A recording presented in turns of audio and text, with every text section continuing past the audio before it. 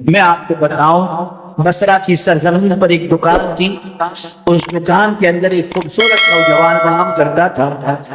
ایک خاتون اس دکان پر پہنچی اور پہنچنے کے بعد اس نوجوان کے حسن کو دیکھا تو اپنی مالکن کی بہت قریبی تھی اور مالکن کی خواہش کو وہ اچھی طریقے سے جانتی تھی۔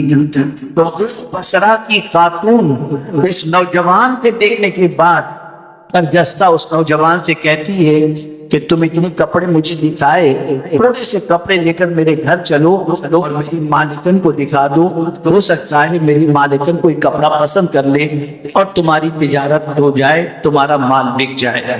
نوجوان سیدھا سادہ تھا، لیکن اس کی خوبصورتی کے تذکرے شہر میں تھے، لیکن وہ بہت ہینڈسم بھی تھا، لیکن صرف ہینڈسم ہی نہیں تھا، خوبصورت ہی نہیں تھا بلکہ خوبصورت بھی تھا۔ وہ نوجوان گھر پہنچا، دیکھا تو بہت بڑی حویلی ہے، بہت بڑا مکان ہے۔ وہ مکان کے اندر داخل ہوا تو کوئی اسے نظر نہیں آ رہا۔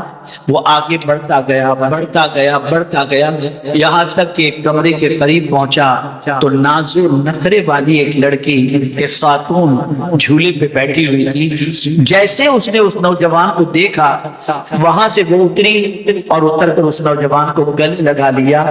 نوجوان جھجکا، وہ دامن عصمت کو تار تار ہوتے ہوئے نہیں دیکھ سکتا تھا، وہ ڈرا۔ عورت کہتی ہے ڈرو نہیں، یہاں کوئی تمہیں دیکھنے والا نہیں، ہم ہیں اور تم ہو، کوئی یہاں تمہیں اور مجھے دیکھنے والا نہیں ہے۔ نوجوان سمجھ گیا عورت کی نیت اچھی نہیں ہے۔ اس نے کہا سنو، مجھے قضائے حاجت کے لیے جانا ہے، مجھے یہ بتاؤ کہ بیت الخلا کہاں ہے۔ اس نے بیت الخلا کی طرف اشارہ کیا، چونکہ دروازہ بند کر دیا گیا تھا، اب وہ نہ باہر جا سکتا ہے اور نہ کوئی باہر سے اندر آ سکتا ہے۔ بیت الخلا اندر تھا۔ وہ ٹوائلٹ میں پہنچا اور جا کر جیسے ہی استنجے سے فارغ ہوا، اس نے ساری گندگی اپنے بدن پر لگا لی اور بدن پر گندگی لگا کر اور نوجوان جب اس عورت کے سامنے آیا تو عورت نے دیکھتے ہی چھین اسے محسوس ہوئی اور برجستہ اس عورت نے زوردار آواز لگائی، دروازہ کھولا اور لوگوں سے کہا اس مجنوں کو، پاگل کو، بے وقوف کو لے کر ادھر سے بھاگو، اس میں سے تو گھین آ رہی ہے کہ پاگل لگ رہا ہے یہ۔ اسے فوراً وہاں سے روانہ کر دیا گیا۔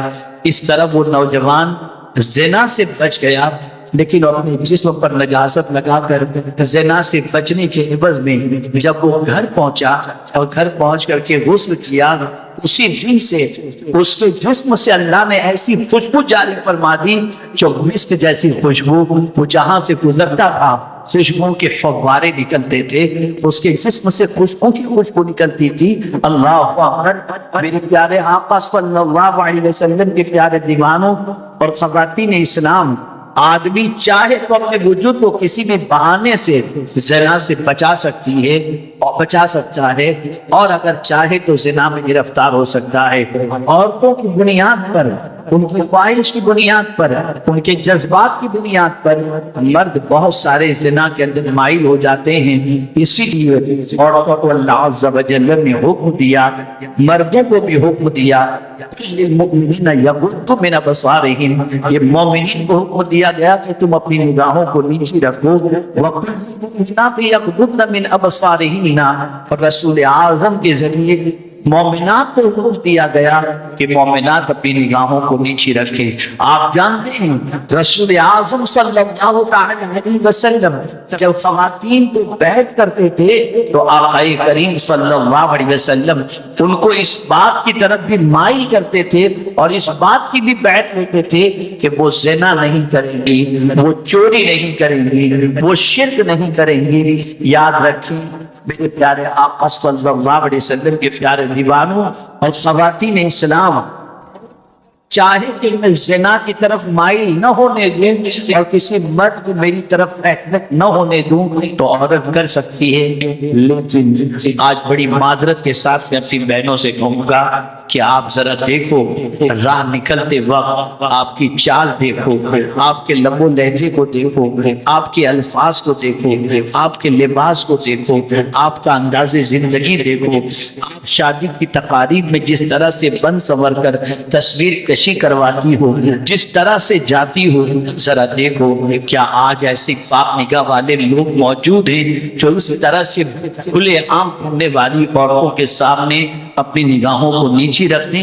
نہیں نہیں، یاد رکھیں اس عورت پر فرشتے لعنت بھیجتے ہیں جو عورت اس لیے بن سنور کر کے نکلتی ہے کہ اس کی طرف نوجوان مائل ہو، مرد مائل ہو، ایسی عورت کی دعائیں بھی اللہ قبول نہیں فرماتا۔